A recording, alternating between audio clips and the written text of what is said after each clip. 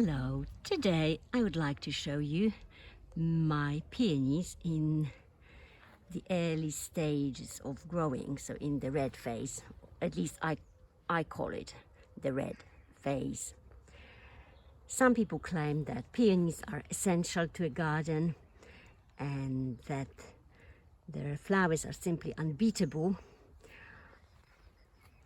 These peonies were planted into old school orderly rows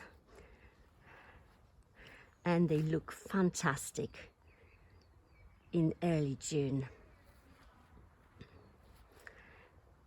What I do is I cover each crown with old cow manure in autumn.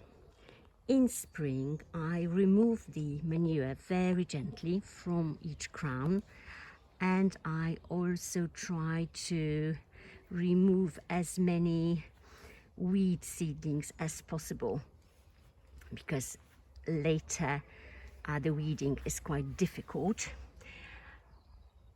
Peonies require staking. I used to use hazel twigs and all sorts of sticks. This year I have invested in more sturdy and more aesthetic metal supports. After they have finished flowering, their neutral green foliage serves as a backdrop and I simply forget about them. I never water them.